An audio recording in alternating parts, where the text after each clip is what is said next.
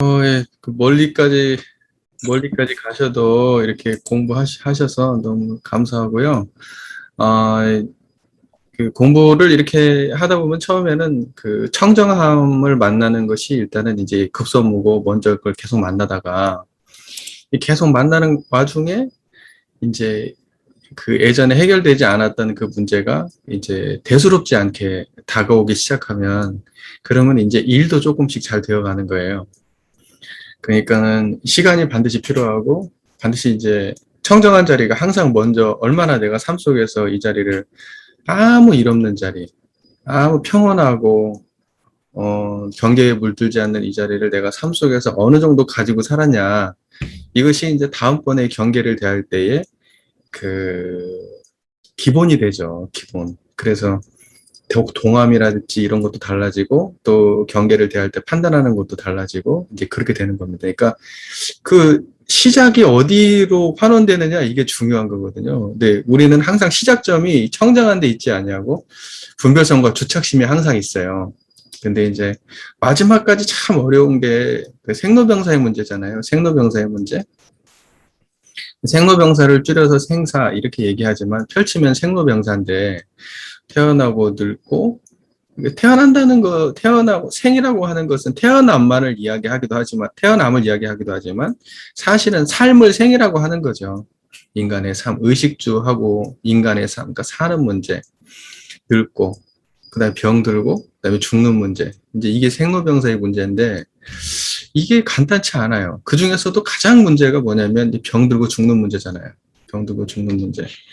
생각해 보면은, 뭐, 일 가지고 조금 이랬다 저랬다 하고 그래서 막 요동치다가도 그거보다 더 큰 막 병이 걸렸다. 이러면 이제 예전의 문제는 아무것도 아니야, 이제.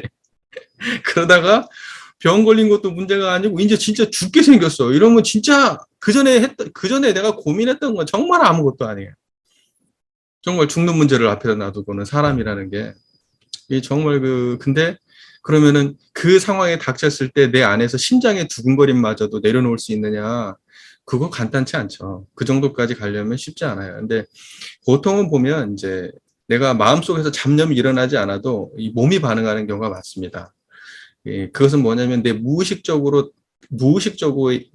있는 것까지 아직 정화가 되지 않았기 때문에 그래요. 두려움. 내 막연한 내가 인식되지 않은 밑에 있는 두려움이 뭔가가 있기 때문에 그걸로 인해서 내 마음의 두근거림도 찾아오고 불안함도 찾아오고 그래요. 근다고 해서 이 자리를 안 떠나면 돼요. 항상. 항상 이 자리를, 그런 상황이 닥쳐도 이 자리를 안 떠나시면 돼요. 그거 말고 따로 할 일이 없어요. 우리 그거 말고 따로 더 좋은 일이 있으면 좋겠어. 그걸 없앨 수 있는 뭐 다른 게 있었으면 좋겠어요. 회피하지 않고, 그 상황을 회피하지 않고 그냥 정면으로 딱 부닥쳐서 바로 그 마음의 자리를 유지할 수 있으면 그분이야말로 정말 공부인이죠. 그리고 이제 한 자기가 어느 정도 했냐에 따라서 저기 내가 의식하지 않았던 나의 내면의 문제들이 반응하지 않게 되는 경지까지 올라가면 그러면은 이제 생사의 문제가 바로 내일 죽는다고 그래도 마음속에 내가 한 마음 딱 생기면 그 마음이 여해할 수 있죠. 이게 간단한 문제는 아니죠. 그래서 그걸 보고 이제 항마라고 하잖아요. 항마. 말을 항복받았다. 생로병사 해탈을 얻은 사람의 위요. 항마 이렇게 돼 있잖아요. 쉽지 않아요. 네, 쉽지 않습니다. 근데 사람들이 이제 생각보다 쉽게 얘기해요. 왜냐하면 죽음이라는 게 실제로 나에게 다가오지 않았고 상상만 하기 때문에 그 죽음이 실제에 어디까지나 죽음이라고 하는 것을 우리는 경험할 수 없어요. 항상 상상만 하고 주변에서 이렇게 다른 사람이 경험하는 걸 내가 이렇게 경험할 뿐이지 내가 죽음을 경험할 수는 없죠. 내가 죽음을 경험할 수는 없어요. 그런데 그것이 바로 눈앞에 다가왔다 하면은 막 더 살고 싶은 마음이 나고 살아왔던 삶이 후회되기도 하고 막 아쉽기도 하고 근데 그 마음을 다 내려놔야 되거든요. 다 내려놓고 완전히 그 청정한 한 마음만 딱 챙길 수 있으면은 가시기가 저는 문제가 없죠. 근데 그게 안 되죠. 막 분노도 일어나고 짜증도 일어나고 원망도 일어나고 막 서로 내 안에서 타협도 했다가 막 그런 과정들을 막 복잡한 신경을 거치게 됩니다. 근데 이제 막연하게 생각할 때는 내가 살 만큼 살았으니까 그러지 않을 거야 생각하시지만 그렇지 않습니다. 살 만큼 살았는데 뭐 이제 뭐 나 죽는다고 해도 괜찮아. 아이, 그렇지 않아요. 그 생각이 그렇게 간단하지 않아요. 그러면 세상 모든 사람들이 나이 먹고 나면 다 그 별게 아니게요. 그렇지 않아요. 예. 그러니까는 만만하게 볼 일이 절대 아닙니다. 예, 만만하게 볼 일이 아니에요. 그러니까 그 많은 수행자들이 자기의 마지막 가는 모습에 대한 상상을 해보잖아요. 우리가 생로병사의 해탈을 얻은 사람의 위라는 이렇게 정의들이 나오고 하면은 우리는 그런 생각을 해보거든요. 내가 저기, 음, 나는 이렇게 죽어야 되겠다. 이렇게 좀, 특히 이제 우리 교무들 같은 경우에는 이제 수행자들은 마지막 가는 모습이 상당히 그 드라마틱하게 가야지 이게 사람들한테 이렇게 남잖아요. 또 그런 욕망도 또 쓱 올라온다고 다 명예욕이 치심이죠. 불가에서는 앉아서 가고 싶죠. 이왕이면.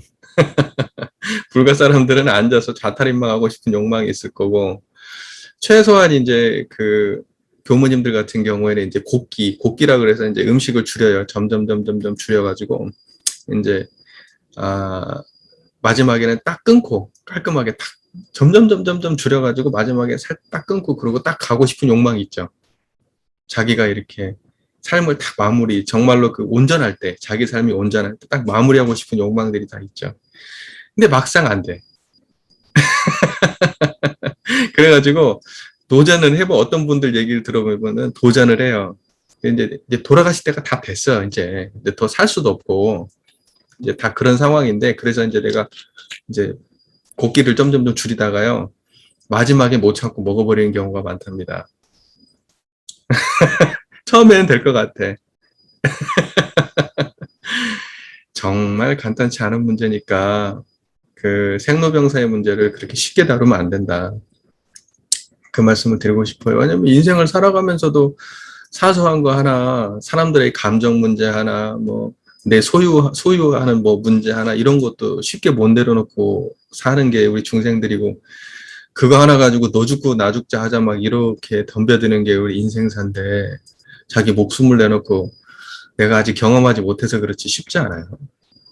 네, 그러니까는 그 부분은 좀 스스로 좀, 이해를 하실 필요가 있을 것 같아요. 네, 이게 너무 자만하지 마시라. 그래서 더 열심히 하시자. 네, 이런 말씀을 드립니다.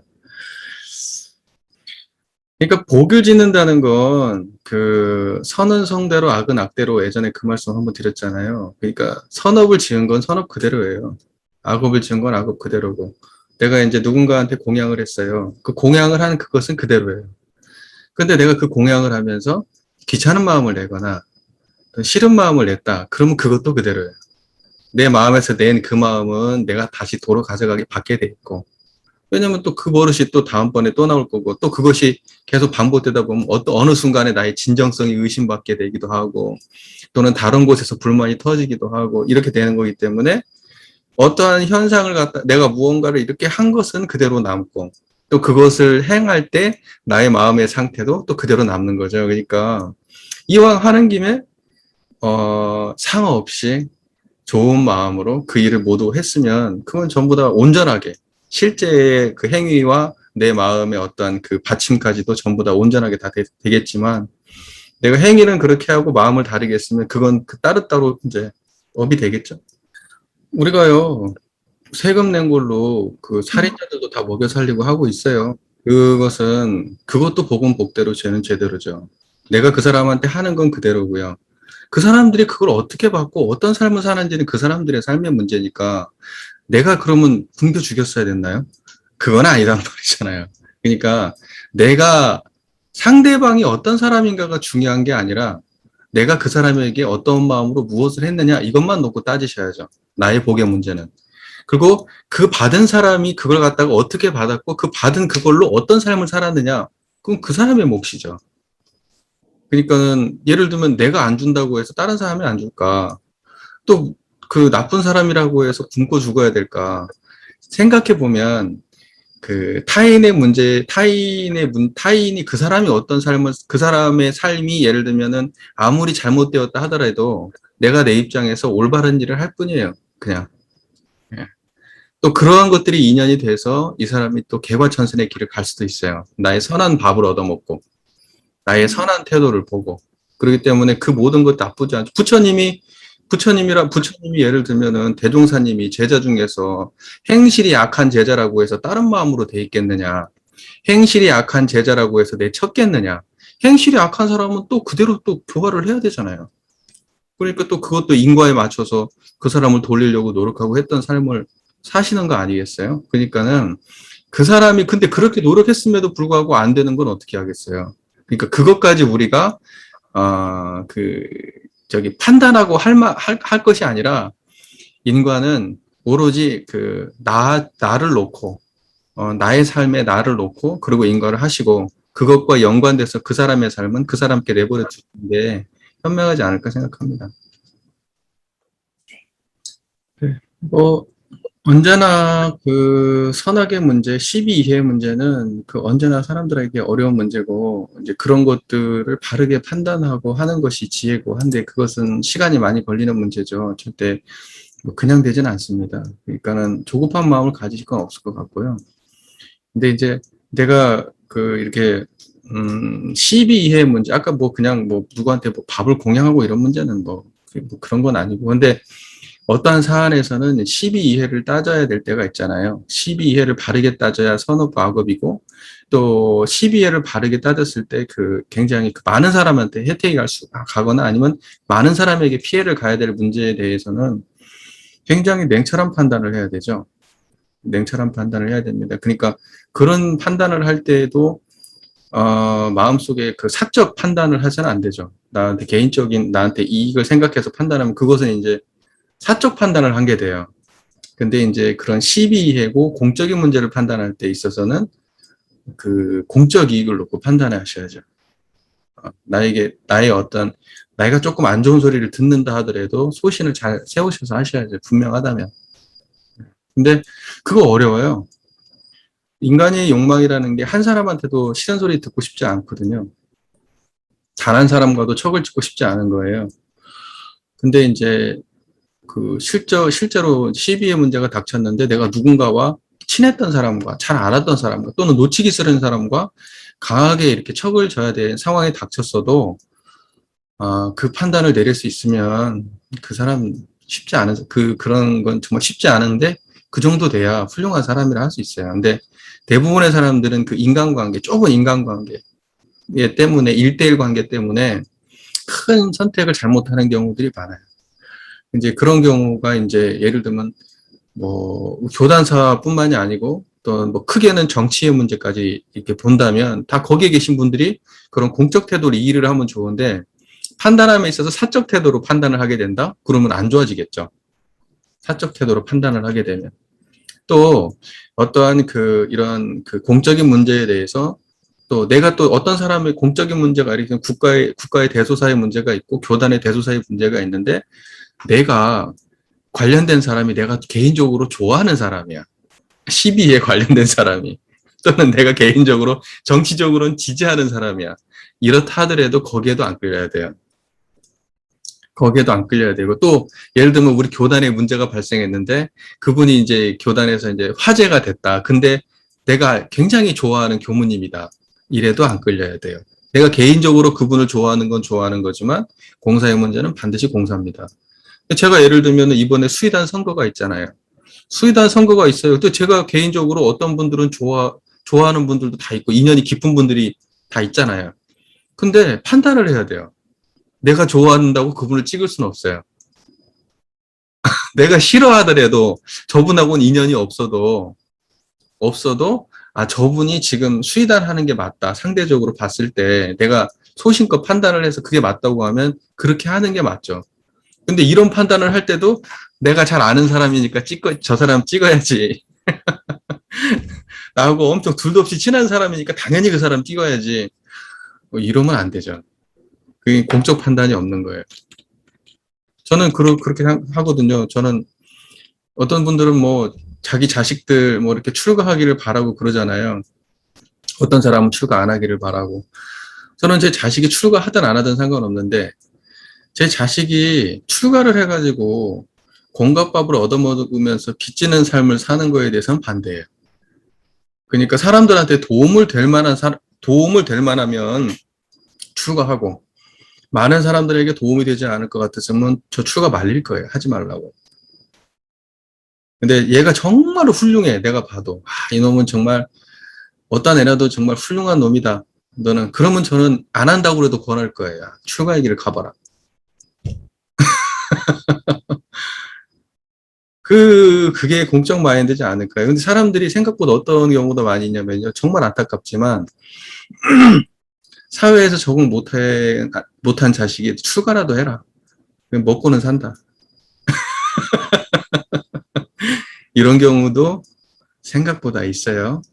제가 생각보다 있다고 말씀을 드립니다. 제가 더 세게 말씀은 못 드리겠고. 그러니까 이래서 되겠어요? 이래서. 저는 정말 이해가 잘 안 돼요. 그런 게.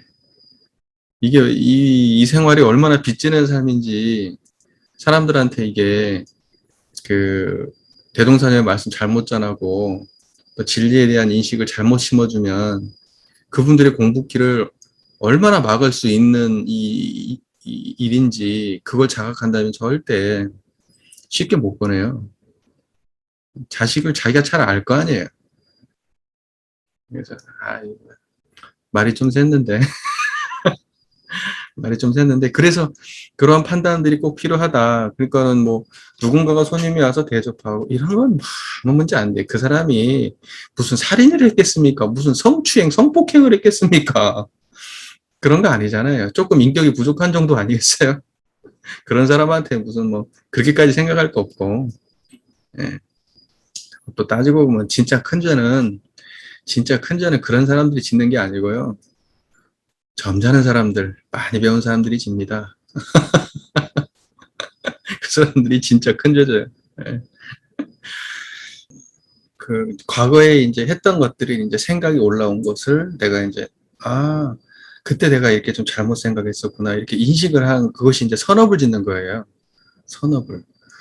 이제 근데 이제 옛날에 일어났던 생각들에다가 그것이 풀리지 않아 가지고 내가 거기에다가 또 이제 막 더 안 좋은 업을 쌓거나 에이 막 더 나쁘게 할 걸 막 그때 더 막 이렇게 했었어야 되는데 막 분이 안 풀렸네 막 만약에 예를 들면 그런 식으로 한다면 그건 악업을 쌓는 일이고 선업을 쌓는 것은 내가 마음속에서 이렇게 후회되는 일이 올라왔을 때 또는 과거의 어떤 기억이 올라왔을 때 내가 그때 부족했구나. 이걸 인식하면 이게 다 선업이 되는 거예요. 이게 선업이 쌓이면은 다음번에 그러한 상황이 됐을 때 그게 이제 그러한 취사를 하지 않도록 내가 이제 스스로가 이제 학습이 됐기 때문에 그때는 이제 조금 더 나은 취사를 할 수 있게 되는 거죠. 그러니까 과거에 내가 했던 것들을 복귀하는 것은 망념이 아니에요. 복귀한 것에 쫓아 끌려가 가지고 그 버릇대로 계속해서 그냥 파묻혀 가지고 있는 게 망념이지.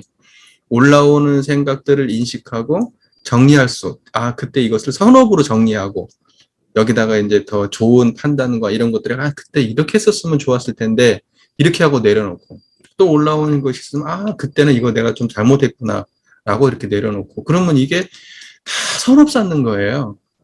사람들이 선업을 이야기하면은 항상 그런 생각을 해요. 뭔가 줘야 되고, 뭔가 베풀어야 되고. 근데 우리가 업을 짓는다는 것은 신구의 삼업을 짓는다고 보통 간단하게 얘기하잖아요. 보통 육군을 통해서 우리가 업을 짓지만은 그걸 간단하게 줄이면 신구의 이렇게 얘기하거든요. 근데 이제 그 사람들이 항상 뭐냐면 생각으로 우리가 업을 짓는다는 거에 대해서 놓치는 경우가 많아요. 우리는 생각으로 어마어마한 업을 짓고 살아요. 실제로. 몸으로 악업을 짓지 않아요. 몸뚱아리로 뭔 악업을 지으면 얼마나. 입으로 악업을 지어봐야 남 뒷담화 까고 욕하는 정도지. 생각으로는 사람도 죽이고 다 해요. 이렇게 마음속에서 정리 안 됐던 거 가지고 나중에 육군으로 터져나오는 거예요. 근원은 어디 있냐면 생각에 있어요. 그러니까 감정이 하나가 올라오는데 그 하나의 감정을 내려놓고 또 부정적 감정을 긍정적 감정으로 해석하고 또 안 좋았던 일을 좋은 일로 해석하려고 노력하고 이렇게 하는 사람이 긍정적 태도를 갖는 사람이 되는 거예요. 점점점. 이게 선업을 쌓는 거예요. 이제 그리고 내가 잘 해결하지 못했던 문제에 대해서 복귀해가지고 그걸 정리하고 또는 미래에 대해서도 여러 가지 생각이 일어나는데 망념이다 하고 취부할 때도 있어야 되지만 기본적으로 자꾸 일어나는 내가 걱정거리가 있다. 하면 그거에 대해서도 내가 그 걱정에 끌리는 거에 대해서도 기본적으로 생각을 해봐가지고, 아, 나의 이러한 생각이 반영돼서 내가 자꾸 이렇게 나오는 거구나, 라고 인식하고 또 내려놓고. 그래서 내려놓음만 존재하지 말고, 거기에다가 선업을 심음과 내려놓음이 함께 있어야 돼요. 그래야지 훨씬 빠른 거예요, 이게. 그러니까는 우리가 견성을 했으니까 무조건 내려놓음으로 공부한다. 이게 아니에요. 우리 공부는 반드시 선업을 심고 청정함을 유지하는 이 두 가지가 함께 가야 되는 거죠. 그게 일원상 공부잖아요. 그러니까 그게 지난번에 저희가 공부했던 참회죠. 이참과 사참. 그러니까 특히 이제 감정의 문제를 우리가 잘 다뤄야 되는데, 감정의 문제. 모든 것들은 다 연관되어 있어요. 감정과 생각과 판단과 기억과 이런 것들이 다 유기적으로 연관되어 있어서 뭐 하나가 탁 기억과 관련 안 좋은 기억이 있으면 거기에 감정이 따라오고, 또는 어떤 때는 감정이 먼저 동하고 기억이 따라붙고, 그 다음에 행위가 오고, 뭐 이런 식으로 모든 것이 인과적으로 얽혀 있어요. 우리 육근은. 그러지 독단으로 육근이 존재하지 않아요. 우리가 생각으로 예를 들면 음식을 딱 떠올리면은 입에서 침이 고이잖아요. 맛을 본 건 아니거든. 생각으로 있는데도 침이 고요. 그리고 내가 생각으로 누군가를 상상했는데 그 사람은 지금 내 눈앞에 없거든. 내 기억에만 있거든요. 근데도 화가 나. 여러분들이 꿈속에서 물속에서 이렇게 물을 마시면 그 물 맛있지 않나요? 그리고 꽃향기를 맡았다 그러면 꽃향기가 실제로 있지 않나요? 꿈속에서? 그런 거하고 똑같아요. 우리의 경험과 우리의 생각과 감정들은 따로 존재하는 게 아니라 하나로 다 연결되어 있습니다. 그래서 하나를 건드리면 꼬리에 꼬리를 물고 튀어나오는데, 그중에 이제 그런 것들이 쉽게 발현되고 하는 경우가 감정의 문제, 생각의 문제 이런 거잖아요. 그러니까는 그런 문제들을 잘 정리하는 게 선업을 짓는 일입니다. 그러니까는 평소에도 이왕이면 제가 우리 교도님들께도 입꼬리 올리라는 말씀을 이렇게, 요즘엔 제가 좀 잘 안 하는데, 입꼬리를 올리면 좋아요. 입꼬리를 올리면은 모든 상황들이 내가 입꼬리 하나로 올림으로 인해서 그 내 생각이라든가 내가 그 어떤 내 삶이라든가 지루했던 일상들이랄까 힘겨운 삶이라든가 이런 것들이 거기에 약간의 활력소가 되고 그게 부정적으로만 흘러가지 않게 되는 그 선업의 효과가 있어요. 그러니까는 그 마음은 청정하게, 입꼬리는 살짝 올리고 이게 가장 좋지 않나.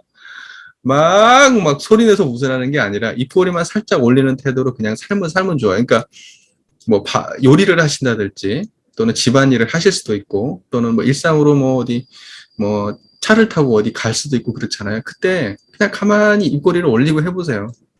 그거 할 수 있잖아요, 누구나 다. 뭐가 어렵겠어요, 입꼬리 살짝 올리는 게. 특별히 안 좋은 일 있는 것도 아닌데. 그냥 한번 해보시는 거예요. 그렇게 해가지고요, 한 3년 만에 해보세요. 사람들이 그냥 완전히 인상이 달라졌다 그러고, 지나가고 어디 사면 사람들한테 눈에 확 띄어요. 저 사람 표정 너무 좋다. 말 걸어보고 싶다. 그리고 그런 사람들한테 함부로 대하고 싶지도 않아.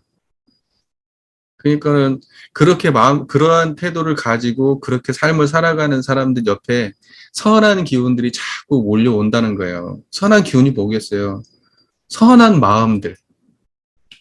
내가 이렇게 청정한 마음과 선한 마음을 가지고 있으면 그러한 것들에 인연돼 가지고 선한 마음들이 모여, 그러니까 좋은 인연들이 생기고 좋은 인연들이 좋은 일을 만들어주고 그래서 내 삶이 좋아지는 거예요. 그러니까 공부라고 하는 것은 내 마음의 근원적 변화를 통해서 공부라고 하는 내 마음의 근원적 변화를 통해서 나의 삶을 바꿀 생각을 하셔야 되는데 우리는 자꾸 어떤 것이 앞서냐면은 행위를 통해서 사람들하고 내가 뭔가 친절한 말을 해야지. 친절한 행위를 해야지. 뭔가를 베풀어야지. 이렇게 해야지 나한테 온다. 이런 생각을 자꾸 하거든요. 그 근원에 대한 이해가 없는 거예요. 그건 지말적인 거죠. 지말적인 거. 그것은 내가 원래 갖춰진 그 마음에서 발현되게 하면 좋잖아요. 그러니까는 원래 내 마음의 자세를 그렇게 갖추면 그게 훨씬 더 탄탄한 거고 의도치 않은 자연스러운 건데 우리는 항상 의도를 가지고 누군가에게 뭔가 이래야 된다고 생각하는 거예요.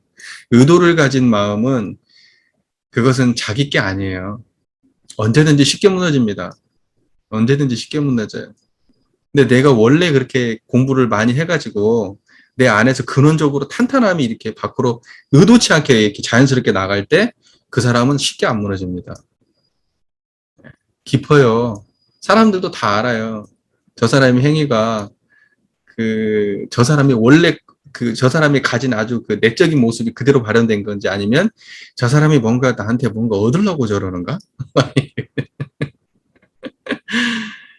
제가 하고 싶은 말의 의도를 아시겠죠? 그러니까 아까 지금 그 말씀을 통해서 제가 드리고 싶은 말씀은 그거예요. 생각이 나는 거 두려워하지 마시고 그 생각에 선한 생각으로 그 생각을 돌릴 수 있으셔야 된다는 거예요. 그리고 한번 그 선한 생각으로 돌린 다음에 다시 내려놓고 그리고 또 올라오면 다시 선한 생각으로 올려놓고 내려놓고 이렇게 그렇게 하시는 거 말고는 따로 공부가 없어요. 그리고 이제 그런 것과 관련 없는 그냥 일상에 그냥 잡다한 망념이 올라온다. 그러면 인식하고 내려놓고 인식하고 내려놓고 꾸준없이 그렇게. 자, 그래서 보통 이제 우리가 도업을 짓는다, 도업을 짓는다, 도업을 짓는다는 말도 쓰는 도업을 짓는 건 청정한 이 자리가 도업을 짓는 거예요. 청정한 이 자리를 항상 드러내시면 이게 도업이에요. 선업이라고 하는 것은 이것이 이제 좋은 결과, 우리가 원하는 결과를 낳게 하는 게 선업이죠. 그것은 이제 그 생각을 통해서 또는 감정의 어떤 모양을 통해서 그렇게 하는 거고, 이 모든 걸 다 내려놓으면, 이 연습을 많이 하면 도업을 짓는 거예요. 공부를 일이 잘 되고 못 되고를 떠나서 항상 청정한 마음을 챙겼냐 못 챙겼냐, 이게 일단 첫 번째라는 사실을 이제 명심하시고 하신다는 것만으로도 일단 충분하고, 이제 그 이후부터는 그 사람의 이제 이 청정함이 어느 정도나 많이 힘이 갖춰졌냐에 따라서 내가 이제 잡을 때는 잡고 놓으면 놓고 또 그러는 힘들도 같이 덩달아서 커지게 되니까. 근데 이제 거기까지 가는데 또 시간도 한참 더 걸리고.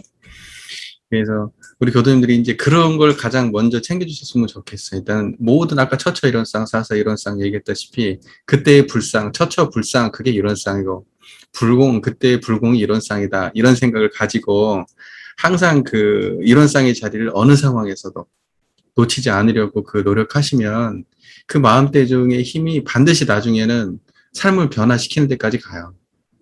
네, 그러니까는 일단은 그거 많이 신경 쓰셨으면 좋겠습니다. 아주 기초거든요. 아주 기초고, 어찌 보면 기초면서 거의 전부에 가까워요.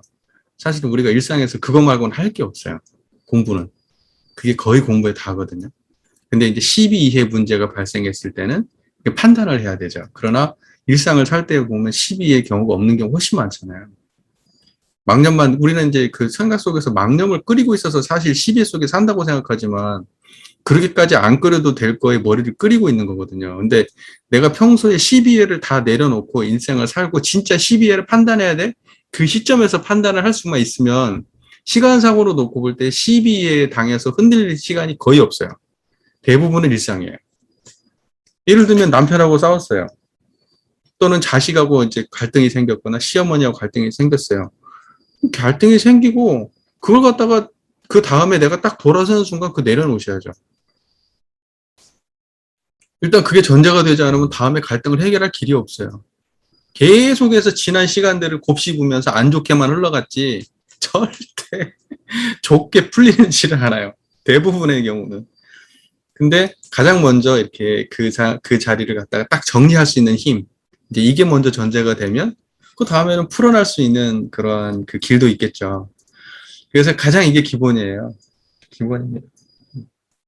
그리고 이제 그 마음의 힘이 갖춰지다 보면 저도 뭐 부부싸움 할 거 아닙니까? 부부싸움 하고 나면은 처음에는 이제 막 감정이 복받쳐가지고 이렇게 기분이 나빠가지고 탁 토라져서 있잖아요. 그러다가 마음을 가만히 놓고 내려놓고 가만히 봐요. 그러다 보면 없어요. 없는데 자꾸 뭐가 올라와요? 그 싸웠던 게 또 올라오고 또 올라오고. 그리고 또 마음의 버릇이 뭐예요? 내가 먼저 안 해. 내가 먼저 사과하면 안 되지. 내가 먼저 풀자고 하면 안 되지. 지난번에도 내가 먼저 했는데 왜 맨날 내가 먼저 해야 돼? 막 이러면서. 그러한 버릇들, 과거에 대한 버릇이잖아요. 과거에 했던 기억들이잖아요. 그것들이 또 차고 올라와요. 그러면서 아니 가만히 있어도 될 문제를 자꾸 자기가 번뇌를 또 만들고 생산해내는 거예요. 그러다가 계속 꼬리를 물다가 좋은 생각이 났다가 안 좋은 생각이 났다가 막 이겼다 졌다 하다가 나중에는 져버려. 그러면 또 시간이 넘어가. 근데요, 제가 해보니까 마음을 가만히 내려놓고 시간이 어느 정도 지나면 어떤 것이 올라와도 다 내려놓고, 왜냐면 그게 어떤 것이 뭐 좋은 생각이 올라오도 다 내려놓고 가만히 그 있는 시간이 어느 정도 지나면요, 마음에서 그냥 딱 한 생각이 올라와요. 그냥 아무렇지도 않게 풀 수 있어요. 그냥 가가지고 앞에 딱 앉아가지고 미안했다. 이것은 내가 조금 불편했다. 그냥 얘기할 수 있으면 되거든요. 그게 안 되잖아요. 그게. 근데 이 마음의 그 청정한 자리를, 내 마음의 공간, 여유, 이런 것들이 내 마음에 얼마나 확충됐냐에 따라서 그런 것들이 된다니까요. 일상의 삶 속에서, 어떤 관계에서도. 그러면 해도 그래서 또 이제 더 지혜가 더 발생되면은 또 그걸 풀어갈 때 더 지혜 있게 잘 풀어가고, 이게 몇 번 반복되면 서로 간에 신뢰가 생겨요. 예. 그러면 이제 그 사람도 처음에는 내가 혼자 막 이렇게 나 혼자만 맨날 사고하는 것 같았는데 어느 순간 보면 그 사람도 다 인식하고 있다가 자기가 또 미안한 일 있으면 자기가 먼저 사과하기도 하고 이제 이렇게 되는 것 같아요. 뭐 저희 뭐 거의 싸울 일이 많지 않은데 거의 뭐 1년간에 뭐 없어요. 뭐 한두 번인데 거의 싸우지 않는데 어쩌다 한 번씩 그래요. 어쩌다 한 번씩. 근데 이제 뭐 싸움이라고 하는 것도 그 서로 간에 뭐 이렇게 부부싸움 같은 경우에는 어느 정도 적당한 싸움, 형제 간에 이런 것들이 있고 풀어지고 잘 풀어지기만 한다고 하면 그 싸움이라고 하는 게 나쁘진 않은 것 같아요. 예, 서로 간에 배움이 생기기도 하고 그래요. 선을 넘지 않는 정도여야겠죠. 예. 예, 그리고 그 부부 간에 그 오히려 싸우지 않으려고 말하지 않고 감정이라든가 생각이라든가 서로 간에 이렇게 딱 아예 닫아버리고 문을 닫아버리고 대치하지 않는 상태로 이렇게 하는 것은 오히려 강하게 대치하고 있는 거고 서로에 대해서 믿음이 없는 거예요. 화낼 때 화낼 수 있다는 것은 뭐냐면 저 믿음이 있기 때문에 화도 날 수 있다고 하더라고요. 저 사람을 전혀 믿지 못하면 내가 화를 못 낸대요. 내가 화내면 저 사람이 완전히 나하고 이제 끝난 거라고 생각해버리면 화를 낼 수 없는 거예요. 근데 내가 이렇게 화를 내도 언제 풀어질 거야. 라는 그런 믿음이 있거나 화를 내도 저 사람하고 나하고는 인연관계가 끊어지는 것까지는 아니야. 라고 판단했을 때 화도 날 수 있는 거라고 하더라고요. 잘은 모르겠습니다. 모든 집이 다 똑같지는 않을 것 같은데. 그러니까는 화 내고 안 내고의 문제가 아니에요. 지금 청정한 자리를 지켰냐 안 지켰냐의 문제고 지금 우리는 단시간적으로 이렇게 그 짧은 순간만을 놓고 공부를 하거나 관계를 생각하지 말고 길게 놓고 네, 길게 놓고 어, 생각하면 우리가 어디에다가 어떻게 신경 써야 될지 이제 그게 보이실 거라고 생각해요. 하나의 문제를 해결해야 될지 아니면 마음의 기반 자체를 크게 다지는데 신경을 써야 될지 발생되는 하나의 사건들을 처리하는 방식으로 공부를 해야 될지 그 스스로 판단해 보시면 답이 자명하지 않을까 이렇게 생각합니다. 본문을 조금 할게요. 너무 이제 오늘 예, 천시하기가 좀 길었는데요. 본문을 좀 공부하겠습니다. 오늘 저희가 함께 공부할 것은 수행편 심고와 기도에 대해서 조금 공부를 해보고 지난번에 저희가 참여문을 공부했고 심고와 기도를 보니까 제가 설교를 3편을 했더라고요. 뭔 할 말이 그렇게 많았을까? 제가 보면서 놀란다니까. 뭔 할 말이 이 글 짧은 걸로 가지고 뭔 할 말이 이렇게 많아가지고 설교를 3편씩이나 했는지 모르겠다. 근데 이제 하고 싶은 말이 많았나 보죠. 글을 쓰다 보면 생겨요. 이 말도 좀 하지, 이 말도 좀 하자. 그러고 생깁니다. 근데 그런 거 딱 제껴버리고 그냥 탁 펴놓고 얘기하면 할 말 사실 별로 없어요. 없는데 그래도 이제 여기에서 공부하는 것은 뭐냐면 그냥 그 모든 것을 압축해가지고 본문을 이 대종사님의 법문의 그 자체를 그냥 우리가 한번 읽어본다 싶은 정도 수준으로 제가 지금 공부하고 있는 거 아시죠? 예, 그 중에 이제 특별히 조금 중요하다 생각하는 것들만 제가 몇 가지 얘기하고 자세한 것들은 그 설교를 보시면 훨씬 더 자세하게 나와 있으니까 이제 좀 자세하게 공부하고 싶으면 설교를 보시면 됩니다. 어차피 영상으로 되어 있으니까. 자, 심고와 기도. 우리가 이제 심고라고 할 때는 보통 이제 마음으로 고하는 거잖아요. 이렇게 마음으로. 기도라고 하는 것은 이 형식을 갖춘 거예요. 앞에 이제 그 심고하고 기도라고 하는 것은 이제 물론 이제 심고와 기도는 그 같은 맥락에 있는 말이죠. 어떤 거냐면 진리불공의 맥락에 있는 거예요. 심고도. 그런데 심고와 기도는 이제 뭐만 다르냐면 형식의 구분이 조금 있을 뿐입니다. 심고는 형식이 없어요. 마음으로 합장하고 마음으로 고하면 심고고. 기도는 이렇게 형식이 있어요. 식순이. 그게 이제 기도입니다. 기도. 무슨 말인지 이해가 되시죠? 심고는 마음으로만 염하면 그게 심고, 고하는 거죠. 마음으로 고백하는 것, 이거 심고고, 기도라고 하는 것은 이제 뭐 염불을 할 수도 있고, 염불도 들어가고, 거기에 뭐, 독경도 들어가고, 그 다음에 기원문도 들어가고, 입정도 들어가고 해가지고 기도가 이렇게 있어요. 이제 기도하자 그러면 그런 식으로 기도하잖아요. 그래서 심고하고 기도의 본질은 똑같아요. 다 이제 진리불공입니다. 진리불공. 진리불공이라고 하는 것은 뭐냐?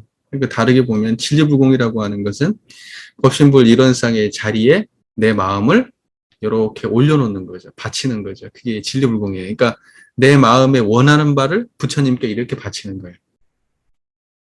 그리고 내가 지금 잘못한 바가 있다 그래도 그 부처님께 바치고, 내가 걱정된 바가 있다 그래도 그걸 부처님께 바치고, 내가 원하는 바가 있다 그래도 부처님께 바치고, 그래서 부처님께 바치는 거예요. 이게 진리불공이에요. 부처님이 진리니까요. 진리는 뭐냐? 청정한 거예요. 여기 청정한. 그럼 어디다 바치냐? 부처님이 어디 계셔가지고 너의 마음을 바쳐라 그러면 아 내가 받았다 이래요? 그런 거 아니잖아요. 그게 아니고 이 청정한 이 자리에 내 마음을 드러내는 거예요. 이렇게 청정한 바탕에다가 내 마음을 이렇게 드러내는 겁니다. 이게 기도예요. 제가 이렇게 설명하면 무슨 말인지 바로 이해가 되시지 않나요?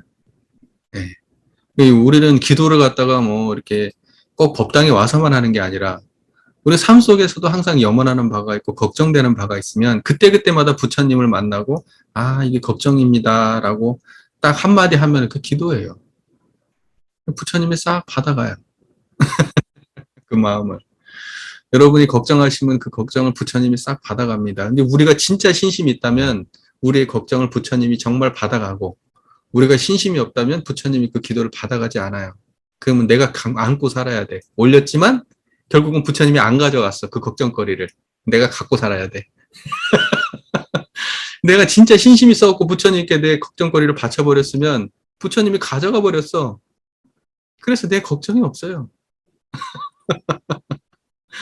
이렇게 우리가 기도할 수 있으면 그게 진짜 신심 있는 사람이죠. 그게 진짜 신심이죠.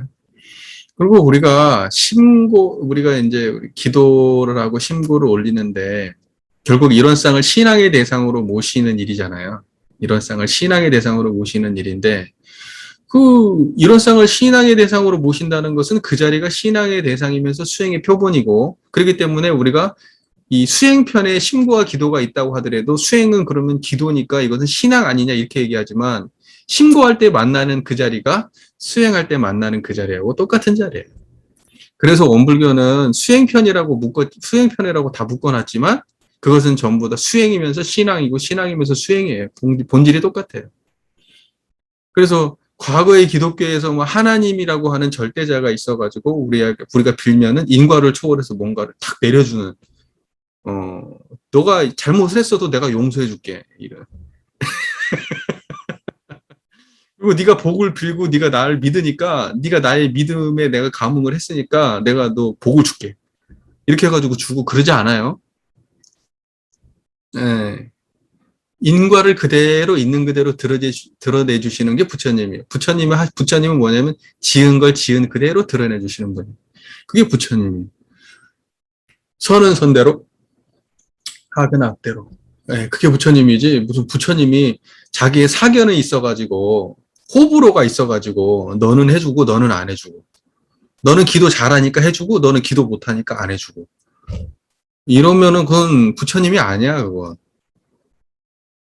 네, 부처님이 아니고 제가 조금 세게 하면 나쁜 놈이지 그런 놈은. 우리가 부처로 그런 사람이 있다 그러면 부처로 모시면 안 돼. 그런 사람은. 그렇게 차별하는 사람은. 모든 사람들이 지은 대로 받게 해주셔야 부처님이지. 네, 그러니까는 부처님을 원망할 일이 없어요. 부처님은 그냥 지은 대로 주실 뿐이니까. 무슨 말인지 이해가 되시죠? 그래서 예를 들면 우리가 왜 그 사람들이 이렇게 기도를 막 했는데 그 소원이 이루어지지 않았어. 소원이. 내가 기도를 하고 엄청 막 수십 년을 찾아가서 기도를 하고 했는데 그 소원이 이루어지지 않았어. 그럼 나중에 누구를 원망해요? 하나님을 원망하지. 당연히 하나님은 기도에 응해주시는 분이고, 그러니까 내 기도에 응해주지 않고 내가 뭐 영화에 많이 나오잖아요. 영화 같은데 드라마 같은데 나오잖아요. 내 아버지가 어머니가 아파.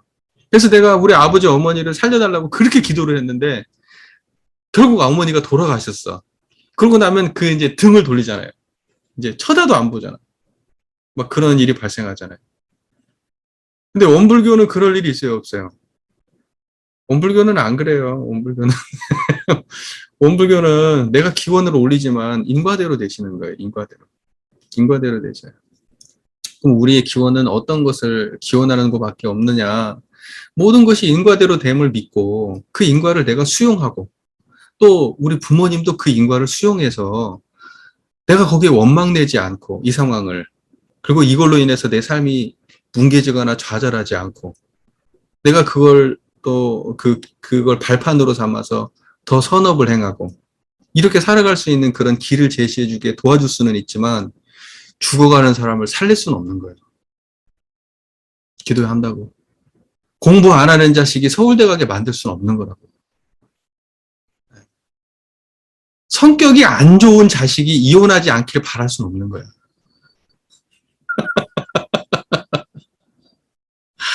아니에요? 술을 그렇게 퍼먹는 남편이 간암에 걸리지 않기를 바랄 수 없는 거라고. 그냥 그 인과대로 되는 거예요. 인과대로. 그러면 우리가 해야 되는 것은 그걸 알아서 부처님을 만나야 되는데 예전에는 그래서 천지부모 동포 법률이 당한 죄복은 전부 다 어디에다 빌었죠? 천지부모 동포 법률에다 빌었는데 대동사님은 어디다 빈다 그랬어요? 진짜 부처 당처에 빌잖아요. 실제 천지부모 동포 법률은 당처에. 그러니까 내 자식이 잘 되기를 바라면 내 자식한테 불공을 했어야지. 부모가 낫기를 바라면 그 부모한테 불공을 해야지. 그래도 안 되는 건 안 되는 거예요. 왜? 정업이니까. 정업은 부처님도 받는 거니까. 음. 무슨 말인지 아시겠죠? 그래서 제가 하고 싶은 얘기는 그렇게 미신적으로 인과를 초월해서 존재하는 가피는 없다.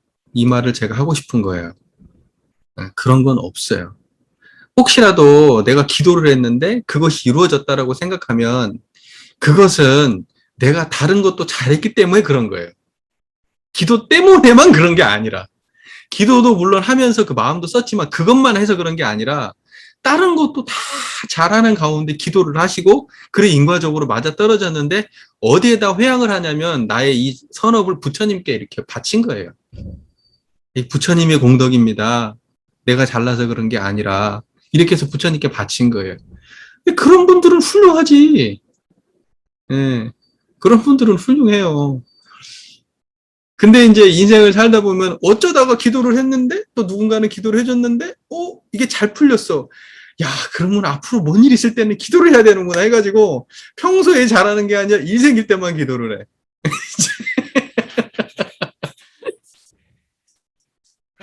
이제 이렇게 안 돼야죠. 예, 그러다가 안 되면은 이제 필요 없구나. 약발 떨어졌네. 이제 기독교로 가볼까? 아니 불교로 가볼까? 아니 저기 뭐 어디 응? 어디 뭐 어디 가빠이 가서 기도를 해야 되나? 막 이제 이러고. 예, 그러면 안 돼요. 예, 우리 기도는 전혀 그거 아닙니다. 내용을 한번 보죠. 사람이 출세하여 세상을 살아가기로 하면 자력과 타력이 같이 필요하나니 자력은 타력의 근본이 되고 타력은 자력의 근본이 되나니라. 사람이 출세해서 세상을 살아갈 때는 자력과 타력이 같이 필요해요. 자, 보세요, 여러분. 우리는 지금 이렇게 제가 이야기를 하고 있잖아요. 제가 이 이야기를 하는데 이게 자력과 타력이 같이 있는 거예요. 자력이 뭘까요? 자력이? 우리는 사람이 이렇게 생각하거든요. 자력 그러면 이렇게 생각해요. 자력은 내 마음에 어떤 그 생동감 넘치는 에너지가 있어가지고 뭐 이렇게 이런 게 뭐 자력인 것 같아요. 그러니까 생물학적으로 자력과 타력을 이해하는 거예요. 타력은 나에게 이게 먹을 걸 주시니까 내가 저거 타력에 힘입어가지고 그걸 먹으면 내가 이렇게 몸이 살아. 그러니까 이 자력과 타력이 같이 필요해. 이렇게 이해를 하거든요. 그게 아니고요. 자력이라고 하는 것은 불생불멸과 인과보응을 다르게 표현하면 자타력이에요. 불생불멸과 인과보응을 다르게 표현하면 자타력이에요. 그러니까는 우리는 자력과 타력을, 우리 보세요. 여러분, 우리가 살고 있는 세상을 보세요. 여기 앞에 이렇게 사람이 출세해서 세상을 살아가기로 하면 자력과 타력이 같이 필요하나니 지금 살아가고 있는 세상을 보시라고요. 성리를 보셔야지 지금 또 다른 세상 보시면 안 되고 지금 이 세상을 보시라고요. 이 세상을 보시라고. 지금 뭔 세상을 상상하시면 안 돼요. 여기서 벗어나는 세상을 상상하니까 해석이 그렇게 되는 거예요. 이 안에 들어와서 세상을 살아가는 보세요. 지금 내가 지금 말하고 있죠. 무엇이 청정한 이것이. 그러니까 청정한 이것이 자력이고 이 말이 이게 타력이요. 이게 말이 어디서 왔어요? 처음에 그냥 왔어요? 아니면 누군가로부터 왔나요? 물질의 세력이잖아. 이거 물질의 세력. 배운 거 아니에요? 학습된 거 아니에요? 그것이 원래 나였어요. 이 말이? 이 생각이 나였어요. 이 감정이 나였어요? 원래 있었던 거 뭐예요? 이거. 청정하잖아요. 그래요. 근데 이것이 이렇게만 살았나요? 이것들이 관계를 맺으면서 살고 있지 않나요? 이게 자력과 타력이 함께 있는 거예요, 이게. 그게 제가 지금 말을 하고 있는 이 순간에 자타력이 공존하고 있고, 여기 계신 분들이 제 얘기를 듣고 있는 이 순간에 자타력이 공존하고 있는 거예요.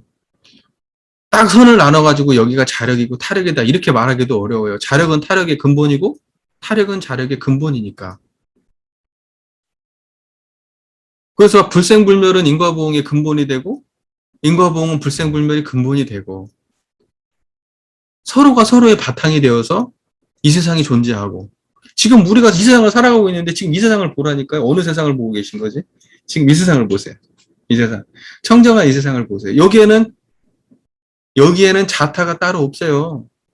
자타가 따로 없는 거예요. 그러니까 자력은 타력의 근본이고 타력은 자력의 근본인데 굳이 구분하자면 나의 생각까지도 나의 판단이고 나 하는 것까지도 타라고. 자가 아니라. 진짜 자는 뭐예요? 청정한 이고. 청정한 이게 자지.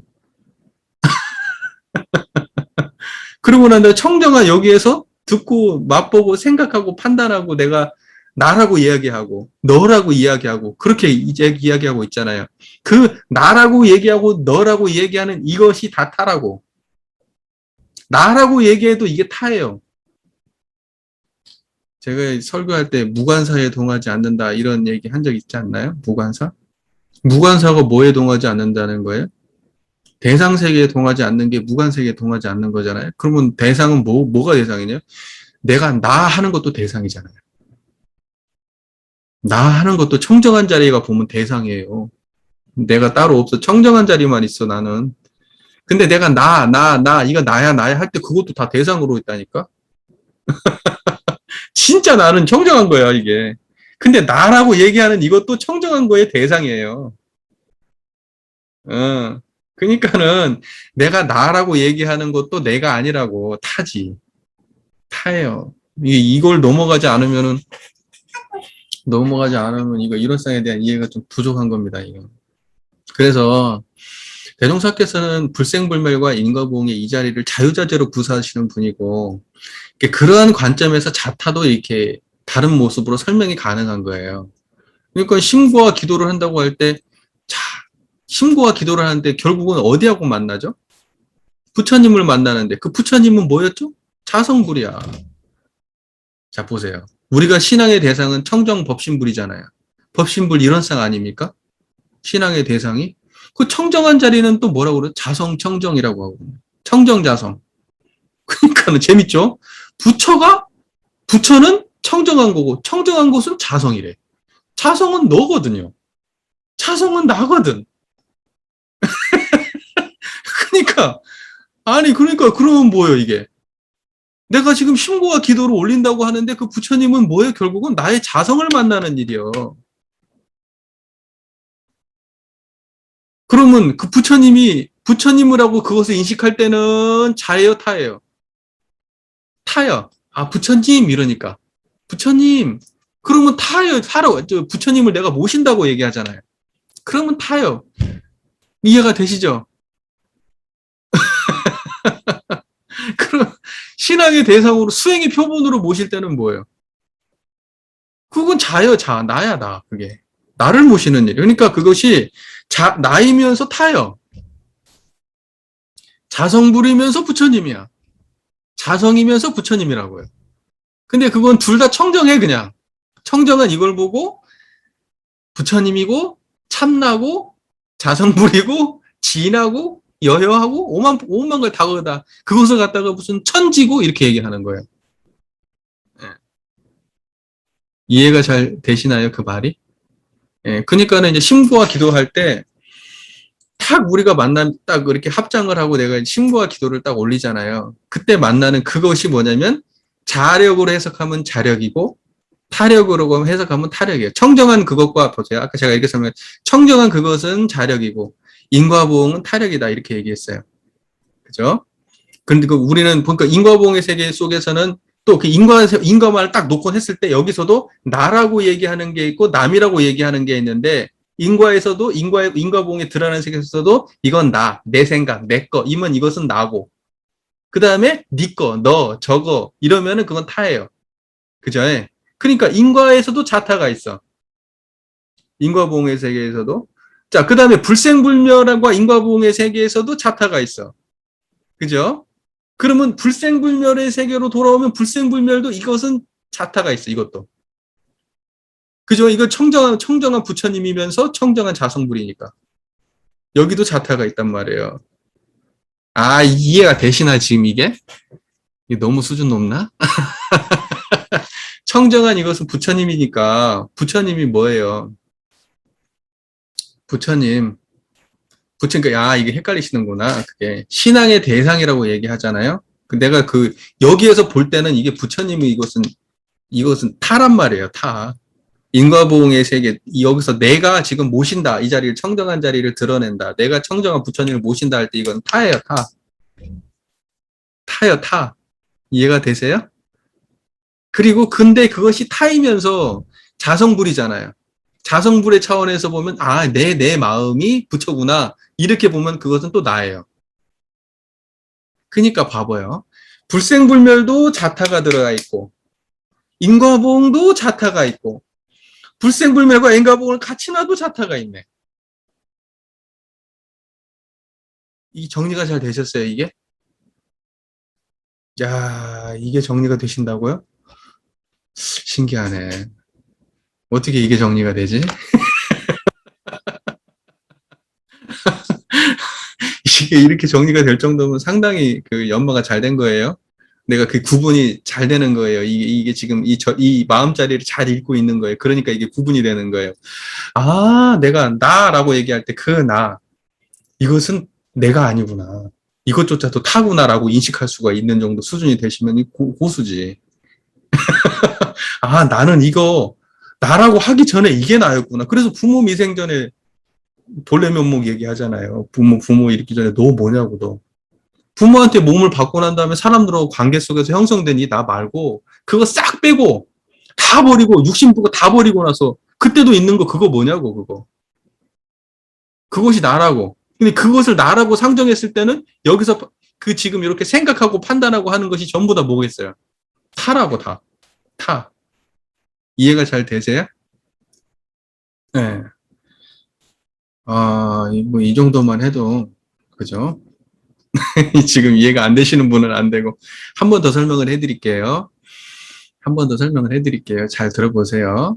이론상의 자리는 안팎 이렇게 구분을 하잖아요.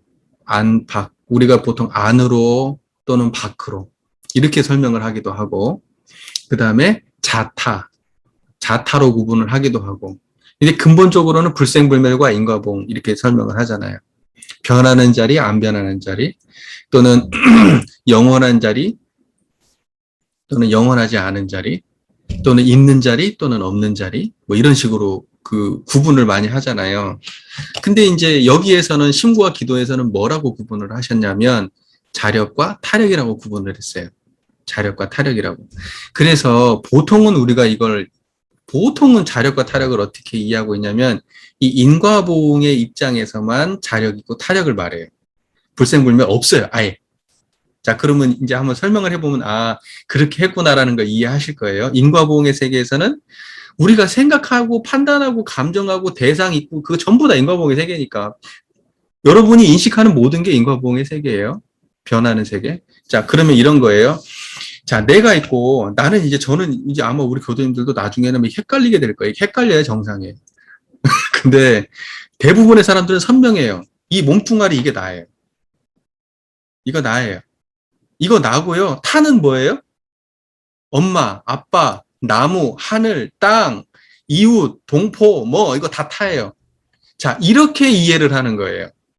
그래서 자력, 그러면 내 생의 의지가 있고, 내 노력이 있고, 내가 이렇게 있고, 이렇게 했을 때, 사람들이 나한테 도움도 주고, 이렇게 하고, 저 사람도 나한테 도움 주고, 이렇게 하는 거다. 그러니까는 자력이 있어야 또 타력도 끌어다 쓴다. 이런 표현 쓰는 거예요. 이제 우리, 선대 종법사께서 이런 말씀을 하셨어요. 제가 누구라고 말씀을 안 할게요. 그래서 자력이 있어야 타력도 끌어다 쓴다. 뭐 이런 말씀도 하셨어요. 그것은 철저하게 어떤 입장에서만 말하는 거예요, 자타를? 인과보응의 입장에서만 자타를 말하는 거예요. 생멸 경계 속에서만 존재하는 자타예요. 성리는 완전히 배제된 얘기예요. 불생불멸의 차원에서, 이론상의 차원에서의 이야기가 전혀 아니에요. 그냥 오직 이거예요. 오직 인과보응의 세계에서만. 이 몸뚱아리를 나라고 딱 규정해놓고, 그리고 난 다음에 몸뚱아리의 대상으로 존재하는 것들을 타라고 정의하는 거예요. 자, 이제 이해가 되세요? 여기에서의 자타예요. 이게 우리가 그냥 지금까지 99.99%의 분들이 다 이런 식으로만 자타를 이해하고 있어요. 자타를. 거기까지 이해가 되셨죠? 자, 그러면 여기 인과보응에서의 자타 구분되셨죠? 인과보응에서의 자타. 그러면 불생불멸은 뭐겠어요? 그럼 여기에서. 그럼 이제 우리는 이제 성리적으로 들어오면 지금 이 세상은 몸에 갇혀 있나요? 청정한 이 자리가 몸에 갇혀 있어요? 이게 스위치를 왔다 갔다 잘 하셔야 돼요. 스위치를 왔다 갔다 잘 하셔야 돼요. 네, 지금 저희가 성리 공부하고 있는 거예요. 자, 보세요. 청정한 것이 볼 때는 내가 나라고 하는 것이 뭐겠어요? 생멸하는 거 아니에요? 청정한 것의 바탕에서 일어났다 사라지는 거 아니에요? 지금 이렇게 말하고 있는 이거 말이 지금 이렇게 하고 있는데 이 말이 일어나는 바탕을 보니까 청정해요. 그러다 보니까 말은 일어나고 사라지고, 그럼 말 없을 때 이건 뭐예요? 생각이 일어나고 사라지고, 나라고 하고 너라고 하고 나하고 너를 내려놓고 난 이건 뭐야? 아, 이게 나구나. 이게 불생불멸이구나. 이게 나라고요. 그래서 불생불멸한 이게 나오고, 너 했던 이것이 전부 다 나의 대상으로 존재하는 거구나. 청정한 데서 드러나는 대상이구나. 이것이 전부 다 너였구나. 나라고 얘기하는 이것도 너였구나. 청정한 데서 드러나는 대상에 불과하구나. 나의 생각이 또 여기에서 드러나는 대상이고, 나의 판단, 나의 감정, 나의 기억이라고 하지만 그것도 전부 다 청정함의 대상으로 있구나. 그러니까 이 불생불멸한 자리가 나고, 그래서 이걸 보고 참나라고 말해요. 참나. 그리고 요것을 갖다가 사람들이 거짓나. 나는 난데 참나가 아니야. 거짓나야. 이렇게 표현을 해요. 거짓나라고. 그 나라고 생각하고 이건 내 몸이야, 내 거야, 내 생각이야 라고 하는 그것은 거짓나고, 그 거짓나를 드러내고 있는 불생불멸한 이거 참나야. 이렇게 설명해요. 자, 그러면 불생불멸과 인과보응의 입장에서 자타와 구분이 되셨어요? 자, 그러면 다시 불생불멸만 생각해 봅시다. 이제. 자, 그럼 불생불멸 넘어와서, 그럼 불생불멸한 이것이 나이면서 부처님이잖아요. 무슨 말인지 아시겠죠? 나이면서 부처님이야. 그래서 나라고 생각할 때는 나고, 부처님 그러면 타야. 이해가 잘 되세요? 이름만 달리 부르는 거예요. 예. 근데 통째로 놓고 보시면 그냥 불생불멸과 인과보응이 이렇게 드러나 있는 이대로, 지금 제 얘기가 이렇게 들리고 저를 보는 이대로, 이게 이론상의 다고, 여기서 이 세상을 살아가기로 하면 이 세상을 말하는 거예요. 이건 무슨 세상을? 예. 무슨 말인지 아시겠죠? 여러분은 지금 그러니까 이 세상 살아간다고 할 때 우리는 바로 어디로 흘러가냐면, 먹고 자고 입고 사는 뭐 이렇게 하고 가정 국가 세상 이렇게 흘러가요. 근데 성리적 입장은 이 세상 그러면 딱 바로 이 세상이에요. 이거 말하는 거예요. 지금 눈앞에 펼쳐져 있는 이 청정한 이 세상. 예, 이렇게 돌아와야 그게 이제 그 입장이 분명한 거예요. 불국토에 대한 입장이 분명한 거예요. 근데 이 불국토, 이 정토의 세계를 못 만나는 사람들은 항상 이 세상 그러면 이 몸뚱이에 속해 있는 그 세상만 봐요. 이제 어느 정도 공부를 하다 보면요. 그냥 이러한 이야기 들으면 내가 살고 있는 세상이 바로 일로 돌아와요, 그냥. 흘러가질 않아요, 다른 데로. 조금만 해봐도 그래요. 그래서 헷갈린다니까? 헷갈려. 내가 어느 세상을 살고 있는지 헷갈려. 이 세상 그러면 나는 항상 이 세상으로 돌아오니까. 근데 저 사람들은 아니야. 나중에 저는 이걸 당연하다고 이렇게 설명을 하잖아요. 당연시하고 일단은 이런 쌍의 입장을 당연하게 세우고 뭔가 설명을 하잖아요. 근데 저분들은 어느 한쪽에서는 이제 완전히 그 인과봉의 차원에서만 설명을 하잖아요. 그러면 저 사람들 말이 이해가 안 될 때가 있어요. 저게 무슨 말이지? 예전에는 그 말만 이해가 되고 이 말이 이해가 안 되잖아요. 예전에는 이 말만 이해가 돼. 이 몸뚱아리를 나라고 하고 이걸 그 다음에 나머지를 대상으로 한 얘기만 이해가 돼. 자타 그러면. 근데 이 성리 공부를 오래 하시다 보면요. 그렇게 얘기하는 게 이해가 안 돼. 그래서 한참 생각을 해봐야 돼. 내가 저 사람들 생각을 이해를 못하고 있구나. 이게 인과봉의 차원에서만 생각을 하고 있으니까 그렇구나. 그 나중에서 이해가 된다. 오히려 이렇게 돼요. 바뀌어요. 나중에 공부를 하다 보면은. 저게, 대부분의 사람들은 그렇게 이야기하는 게 당연한데, 이렇게 이런 쌍을 공부를 오래 하다 보면은, 그게 당연하지 않아. 이게 당연하지. 이렇게 세상을 보는 게 당연하지. 그거 당연하지 않아요. 예, 그래야 이게 안목이 이제 열린 거예요. 안목이. 진리의 세계를 보는 안목이. 진리적 관점으로 세계를 보는 안목이 열리는 거예요. 이걸 보면 이렇게 돼. 사람이 출세해서 세상을 살아가기로 하면 내가 이 몸 받아가지고 세상을 살아간다 할 때 딱 바로 이 세상이 딱 펼쳐져야 되죠. 이렇게. 그러면 성리적 관점으로 돌아오는 거예요. 대충 이해가 되세요? 됐죠? 예. 기본기가 탄탄하시니까. 자, 자력과 타력이 같이 필요하냐니 타력은 자력의 근본이 되고 자력은 타력의 근본이 되나니라. 자, 이제 일단 큰 틀에서 이해가 되셨죠? 제가 지금 여러 가지 방식으로 이걸 설명해 드렸어요. 불생불멸과 인과봉의 차원에서 두 개를 동시에 놓고 자타를 구분했고 타력만을 놓고서 자타를 구분했고 또는 자력만을 불생불멸 입장에서 자타를 구분해서 제가 이렇게 설명을 드렸어요. 그쵸? 그러므로 자신할 만한 타력을 얻은 사람은 나무뿌리가 땅을 만남과 같은지라. 우리는 자신할 만한 법신불사은의 은혜와 위력을 얻었으니. 자, 자신할 만한 타력을 얻은 사람은 나무뿌리가 땅을 만남과 같았다. 이것은 뭐겠어요? 나무뿌리가 땅을 만났다는 것은 자력과 타력이 서로의 근본이 됨을 자각했다는 거잖아요. 예를 들면은 여러분들이 이렇게 뭐죠? 나의 어떤 욕망으로 막 이렇게 세상을 살아가잖아요. 내가 나의 욕망으로 세상을 막 살아가는데, 근데 그것이 어디에 뿌리를 내리고 있죠? 여러분의 삶의 뿌리는 어디에 있어요?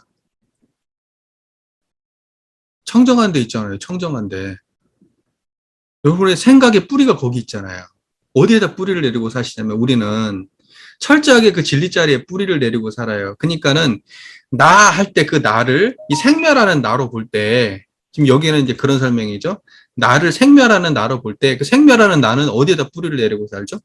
부처님 자리에 뿌리 내리고 살아요. 부처님 자리에. 무슨 말인지 이해가 되시죠? 그러니까는 여기에서는 이렇게 표현하신 거예요. 자신할 만한 타력을 얻은 사람은 그때 이 청정한 이 자리를 말하는 거예요. 이 자리 자신할 만하신가요? 이 자리를 얻은 사람은 나무 뿌리가 땅을 만남과 같은지라. 여러분의 생각과 판단과 여러분의 욕망이 어디를 만났어요? 뿌리를 정확하게 내리고 있는 자리를 만난 거예요. 우리는 자신할 만한 법신불사은의 은혜와 위력을 알았으니 이 원만한 사원으로서 신앙의 근원을 삼고 항상 어디에다 신원의 근원을 삼아요? 이 자리에, 청정한 이 자리에. 자, 그러니까 심고와 기도장에서 자력과 타력에 대해서 제가 여러 가지 관점을 설명을 해드렸어요. 자력과 타력에 대해서. 그러면 이제 그 다음 문장들을 보면 어떻게 이해가 되세요? 이 청정한 이 자리를 부처님 자리로 모시는 거죠. 부처님 자리. 그리고 삶의 근원으로 모시는 거고. 그리고 신앙의 근원으로 모시는 거고. 이 자리를 타력으로 모시는 거예요. 이 부처님 자리를. 무슨 말인지 이해가 되시죠? 이 부처님 청정한 이 자리가 타력이고 신앙의 근원이고 삶의 근원이에요. 여러분의 욕망의 근원, 삶의 근원, 여러분의 행복의 근원, 여러분의 괴로움의 근원, 여기에 뿌리를 내리고 산다 이 말이에요. 아시겠죠? 자, 이제 정확하게 이해가 잘 되셨어요. 자, 그 다음에 이 원만한 사후 신앙의 근원을 삼고 즐거운 일을 당할 때 감사를 올려요. 어디에다가? 이 근원에다가. 이해가 잘 되시죠? 이 청정한 이 자리가 근원이니까 이 뿌리 내린 이 자리에다가 감사를 올리고, 그 다음에 괴로운 일을 당할 때는 사죄를 어디다 올려요? 여기에 올리고, 결정하기 어려운 일을 당할 때 결정대 심과 혹은 설명 기도를 여기에 올리고, 난경을 당할 때는 순경대 심과 혹은 설명 기도를 여기에 올리고, 순경을 당할 때에는 간사하고 망령된 곳으로 가지 않도록 심과 혹은 설명 기도를 어디도 하자는 거예요? 여기다. 이 자리에다. 이 심과 기도의 뜻을 잘 알아서 정성으로서 계속하면 지성이면 감천으로 자연히 사은의 위력을 얻어 원하는 바를 이룰 것이며 낙 있는 생활을 하게 될 것입니다. 자, 보세요. 신앙의 근원이 법신불 사은자리잖아요. 여러분 법신불 사은자리를 이제 뭐 잘 아시겠지만은 우리가 예를 들면 지금 여기에서 지금 이야기하고 싶은 핵심은 뭐냐? 아까 제가 그 불생불멸과 인과봉의 이론상의 차원에서 자타를 여러 관점으로 설명을 했고, 심고와 기도장에서는 어떤 관점으로 이게 설명되고 있냐면 이 청정한 이 자리는 부처님, 그리고 청정한 이 자리에 심고를 올리는 그 욕망의 나, 내가 뭐 얻고 싶고 순경과 뭐 여기 이렇게 돼 있죠. 괴롭고 즐겁고 결정하기 어렵고 순경과 난경을 당하고 이럴 때의 나, 그 마음을 가진 그것이 어디를 향해서 기원을 올리고 있나요? 이 부처님 여기, 이 청정한 이 자리를 향해서. 그게 이제 심고와 기도를 바르게 하는 거죠. 이해가 잘 되시죠? 자, 그러면 우리가 법신불사원의 은혜와 위력을 알았다고 하는 것은 뭐예요? 천지부모 동포 법률을 대할 때, 천지부모 동포 법률을 대할 때 어디에서 드러나고 있죠? 천지부모 동포 법률이? 청정한 이 자리 떠나지 않고 천지부모 법률이 드러나고 있잖아요. 청정한 이 자리를 떠나지 아니하고 천지부모 동포 법률이 이 세상에 펼쳐져 있어요. 그럼 여러분들은 천지부모 동포 법률을 대할 때 부처를 떠나지 않고 천지부모 동포 법률을 대하고 있어요. 그러니까는 뭐냐면 어디에서 누가 주시는 천지부모 동포 법률이에요? 청정한 이 자리가 주고 계시잖아요. 자, 하늘을 보세요. 하늘 누가 주고 계시냐고. 땅을 보시면 땅은, 부모를 보면 부모, 동포 법률을 보면 누가 주고 계세요? 그 청정한 자리에서 주고 계시잖아요. 이게 법신불 사안이라고요. 법신불은 청정한 자리고 사은은 인과보응의 세계잖아요. 그러니까 인과보응과 불생불멸이 서로 같이 드러나 있어, 같이 표현할 때 불생불멸과 인과보응을 같이 표현하는 말이 법신불 사안이라는 표현이에요. 이해가 잘 되시죠? 그러니까 실제로 법신불 사안이잖아요. 법신불 사은, 법신불이면서 사안이 동시에 드러나 있잖아요. 이렇게. 이게 신앙의 대상이란 말이에요. 이게. 우리는 어디에 뿌리를 받고 있냐? 여기에 뿌리 받고 있다고요. 여러분이 밥 먹을 때 바로 거기에 법신불 사안이라고요. 여러분이 뭐 숨을 쉴 때도 법신불 사안의 은혜로 숨을 쉬고 계시고, 무슨 말인지 이해되죠? 제 얘기를 듣는 것도 법신불 사안의 은혜로 제 얘기를 듣고 계신단 말이죠. 잘 이해가 되고 계세요? 예, 훌륭하십니다. 이렇게 하면 돼요. 그래서 내 마음속에서 발생하는 모든 문제를 갖다가 어디에다가 지금 상의 드리면 돼요? 이 법신불 사안하고 상의하라고요. 청정한 이 자리에 상의하고 청정한 이 자리에서 드러나는 사은에 상의하시라고요. 그러니까는 우리가 법신불 사안이라고 하니까는 이 법신불 빼버리고 사안이면은 그것은 진리성이 없는 거예요. 그냥 처처불상 사사불공이 안 되는 거잖아요. 그러니까 청정한 자리 없이 대상을 대하면 그건 법신불 사안이 아니라 그냥 사안이잖아요. 그 법신불 사안이 되려면 청정한 처처불상 처처불상 사사불공 얘기할 때 처처가 이론상이고 사사가 이론상이어야지 그것이 법신불 사안일 거 아니에요. 맞죠? 네, 그렇게 해가지고 사안을 대하면 그러면 이제 그게 우리가 올바른 그 신앙처를 만난 거예요. 제대로 된 신앙처, 사실적인 신앙처를. 잘 이해되고 계시죠? 그러나 신고와 기도하는 서원의 위반이 되고 보면 도리어 사은의 위로로서 죄벌이 있나니 여기에 명심하여 거짓된 신고와 기도를 아니하는 것이 그 본의를 아는 사람이라고 할 것이니라. 우리가 신고와 기도를 하는데 그 서원의 위반이 된다는 것은 마음속에서 두 마음을 낸다는 거잖아요. 말로는 이렇게 하고 행위는 이렇게 하는데 내 내적으로는 전혀 그게 아니야. 그럼 그것을 누가 알아요? 부처님이 아시겠죠. 예, 일단 내가 안다는 건 부처님 청정한 그 자리가 이미 알아요, 그걸. 내가 뭔 짓을 해도 그걸 떠날 수 없어요. 그래서 우리는 뭔 생각을 해도 다 부처님 손바닥이요. 저기 박혀있는 부처님은 내만 몰라요. 저기 박혀있는 누구도 다 내 마음은 몰라. 그러나 내 안에 있는 부처님은 나를 확실히 알아. 내 안에 부처님으로부터 도망칠 수 없는 거예요. 우리는 절대 못 도망쳐요.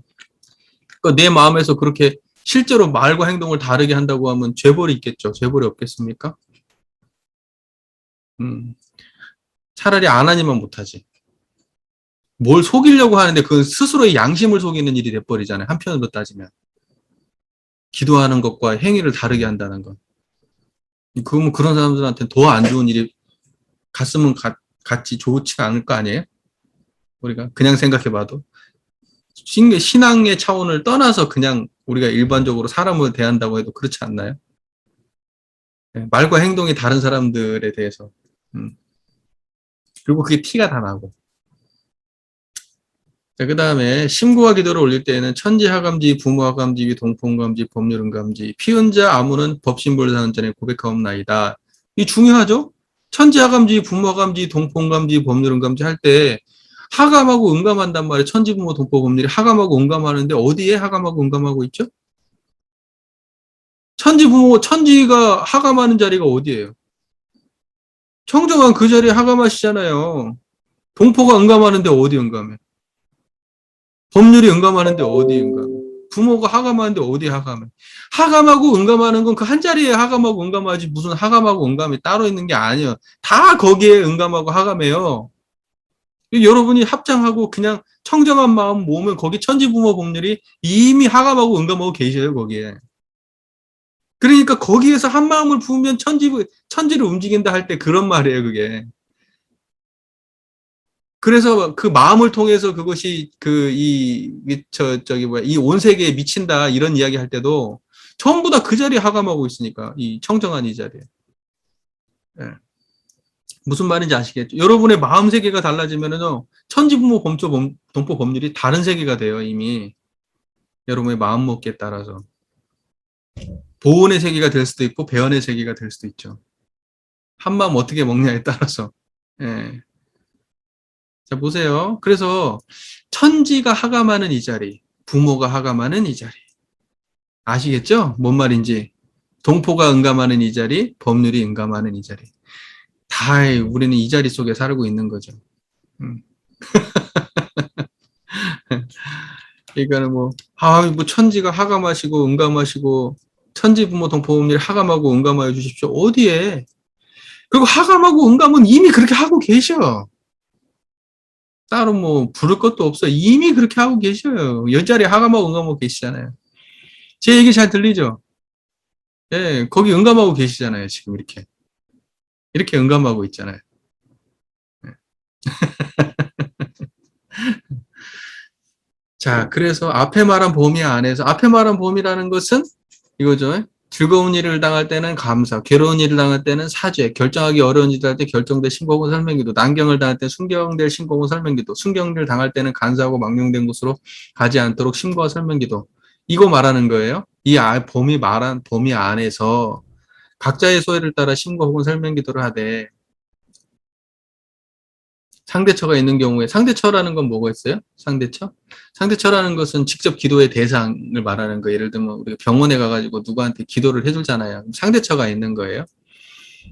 네, 그리고 묵상신고와 실지기도, 설명기도를 다 할 수 있고 그 앞에서는 우리가 묵상신고를 올 수도 있고 설명기도를 할 수도 있고 실지기도는 이제 그 사람을 위해서 그 사람의 그 상황에 맞춰서 이렇게 하는 게 실지기도란 말이죠. 네, 그런 식으로 할 수도 있고 또는 상대처가 없는 경우가 있어요. 내가 실제 누군가의 뭐 대상이 없는 경우에 내가 기도를 하기도 하잖아요. 나의 문제를 가지고. 할 때는 묵상심고와 설명기도만 하는 것이니 묵상심고는 심중으로만 하는 거고 실지기도는 상대처를 따라 직접 당쳐야 하는 것이고 설명기도는 여러 사람이 잘 듣고 감동이 되어 각성이 생기도록 하는 것이다. 묵상심고는 자기 혼자 자기 심중으로만 이렇게 하는 것이고 근데 실지기도는 그 내가 기도를 해주고 싶은 대상을 앞에 두고 하는 거예요. 누구를 위해서.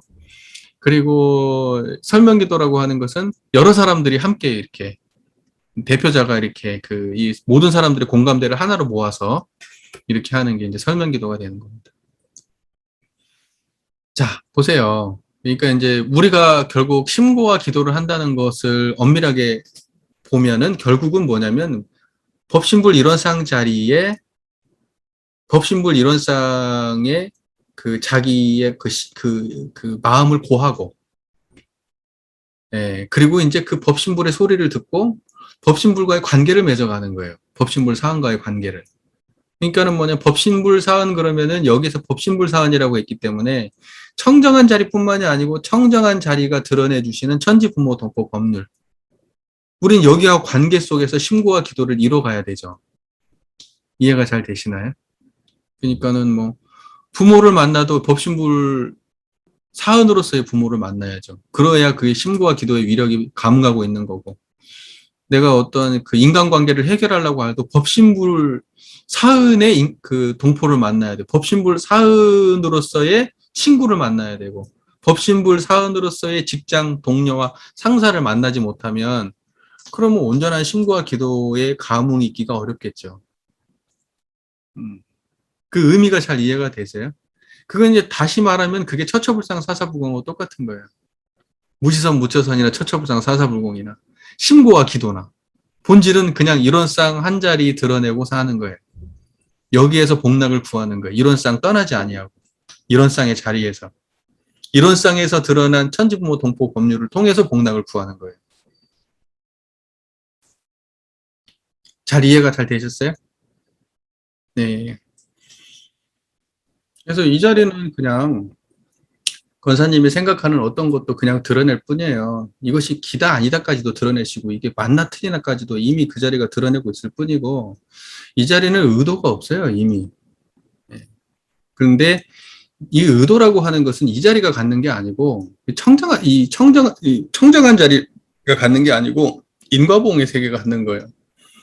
인과보응의 우리 학습된 결과들이 반응과 반작용들이 계속해서 그 마음속에서 그 마음의 관계성들이 일어나고 사라질 뿐이에요. 예. 그래서 그 총합을 갖다가 나라고 인식하고 있는 거고, 나라고 하는 것도 그러니까 결국은 뭐냐면 경험체의 총합으로서의 나지, 나라는 게 따로 있는 게 아니에요, 원래부터가. 무슨 말인지 이해가 되시잖아요. 그러니까 나라고 하는 것도 생각이고 경험이죠. 그게 나죠. 그러니까 그것은 그 나는 그러면 나가 아니냐. 그것은 생멸하는 나라고 해가지고 가유, 그래요. 거짓으로 존재하는 것 또는 변화로서 존재하는 것. 이렇게 그러한 나가 있고 변화하는 나. 그러니까 나 아니다. 이렇게 얘기할 수 없어요. 그리고 이것은 갖다가 변하지 않는 것, 진아. 이렇게 얘기하는 거예요. 참나. 그러니까 이 변하지 않는 이것과 변하는 이것이 서로 바탕에 있는 이것이 바로 전체가 나예요. 그러니까 구분하자고 하면은 나 그러면 이 생멸하는 것도 나고 불생불멸하는 것도 나예요. 오직 나뿐이에요. 그래서 뭐 천상천하 유아 독전 이렇게 얘기할 때 그때 나는 이 불생불멸과 인과봉의 총합으로서의 나예요. 근데 그 나의 모습은 보통의 사람들은 이 불생불멸을 모르고 나를 이제 항상 이야기하는 거죠. 인과봉의 나만을. 그러니까 이 둘 중에 뭐 하나 끈다 이게 아니에요. 이 인과보응의 나가 불생불멸을 드러내고 있는 거예요, 어찌 보면. 근데 나중에 불생불멸이 확 그 삶에 주저앉아 버리면 이제 불생불멸이 나가 돼버려요.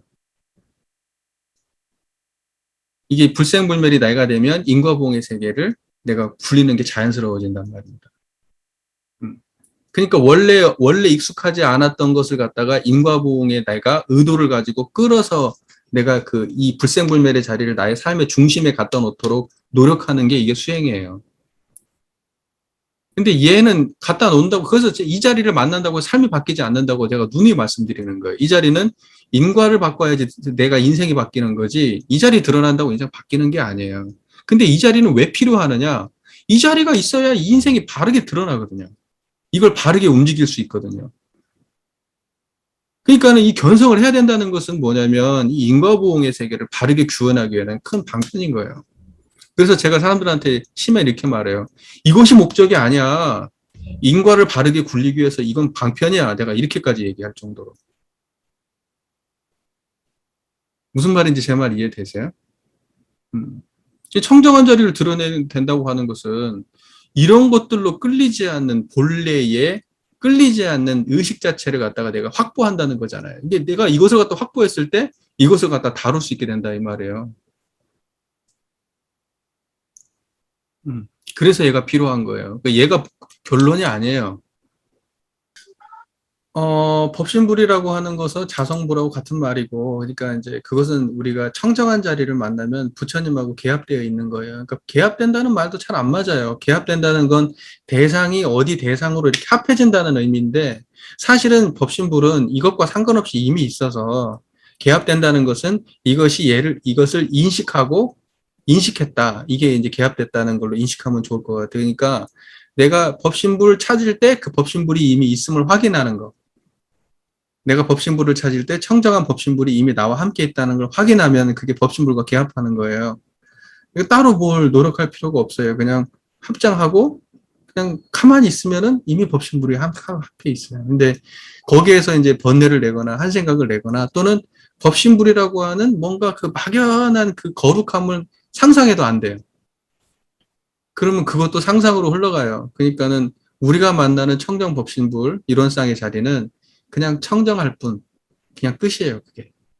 그러니까는 제가 아까 뭐 그 신고할 때 어떻게 하냐, 그냥 합장하고 청정한 자리를 가만히 만나고 그리고 다 끝나요.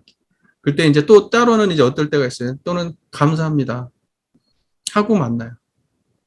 감사합니다 하고 가만히 만나고 끝나고 또는 누군가한테 어떤 또 염원을 또 이렇게 또 뭐 좀 기도해 주기를 바라시는 분이 있으면 말로 하지 않아요. 그냥 그 감성만 전해요. 그 감성을 그 청정한 그 자리에서 감성을 드러내요.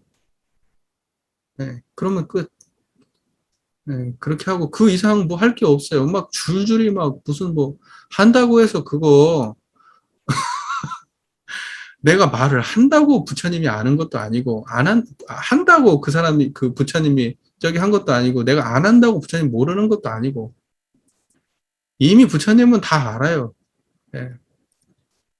그러지 무슨 뭐 부처님이 뭐 내가 무슨 뭐 막 줄줄이 막 뭐 글을 써가지고 해야만 하는 거 그런 거 아니에요. 그냥 청정한 자리에 가만히 머무르고 나의 모든 번뇌가 끊어지면 이미 부처님이 나에게 응해주고 계셔요. 이미. 그런 거예요. 그리고 그 부처님을 항상 모시고 살고 우리는. 예. 그렇기 때문에 어느 정도 공부가 되면 심고도 하지만 심고를 통해서 다른 자리 만나는 게 아니라서 평소에 열심히 처처불상 사사불공 하시는 분들은 심고가 그 큰 의미가 사실 없어요. 해도 되고 안 해도 되고 그래요. 예, 일상을 계속 부처님 만나고 사는데 굳이 시간 정해갖고 그때 만나고 뭐 그게 그렇게 의미가 있죠. 본질적으로 따지면 그렇다는 거예요. 근데 이게 사람들한테 이제 교화적으로도 필요한 것이고 또 그분들이 또 이 다 모르시는 분들은 그때만이라도 마음을 모아야 되고 다 그런 방편이 필요한 거지만 자기가 일정 수준을 넘어가서 부처님의 자리를 항상 모시는 시간이 길어지게 되면 따로 어떤 형식을 갈구할 필요가 없다는 말이에요. 의미가. 시간 지켜서 뭐 하고. 일상에서도 항상 하는데 밥 먹는 순간에도 부처님이랑 먹고 있고 한데 무슨 뭐 굳이 그렇게.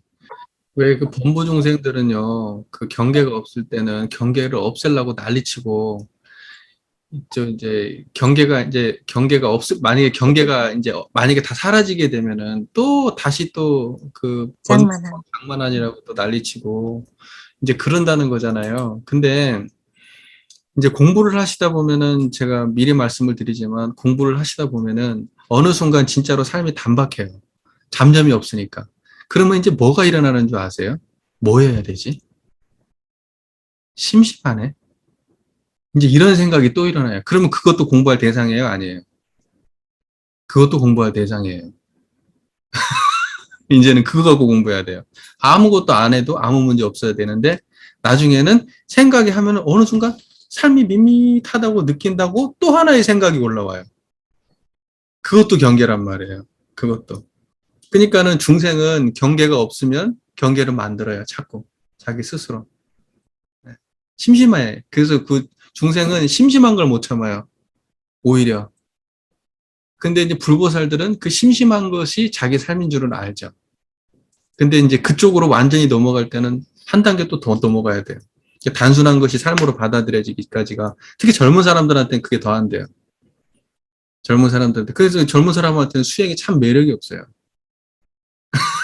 젊은 사람들은 막 즐기고 싶고 뭔가 욕망하고 싶고 막 이러고 싶은데 근데 그렇지 않다는 거죠. 근데 삶이 단순해지더라도 청정한 자리를 놓치지 않고 청정한 자리에 더 의지하고 살면 돼요. 충분해요. 아무 문제 없어요.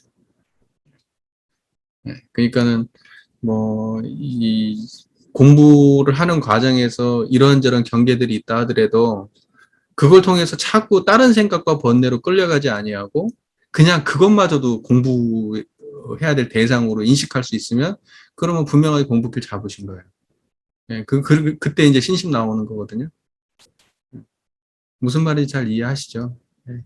계속 단순해지실 겁니다. 계속 단순해지셔요. 네. 그리고 이제 만약에 그렇게 너무 삶이 단순하다 그럼 보온의 삶을 사세요. 뭐 도울 일 없을까?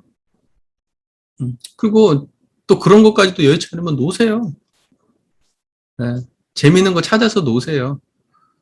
놀아도 이 자리 안 떠나요. 네. 무슨 말인지 제 말 이해되시죠? 네. 뭐 전혀 그런 거 문제 없어요. 네. 삶이 단순해진다는 것은 내가 무슨 일을 안 한다는 의미가 아니라 내 마음속에서 복잡한 생각이 없다는 거예요. 그렇지. 행위 자체도 뭐 이렇게 뭐 떨어버리고 이런 거 아니에요. 행위 자체는 막 천차만별로 사셔도 상관없어요. 다만 이 마음에서 번뇌가 없어요. 해보시면 알아요. 이렇게.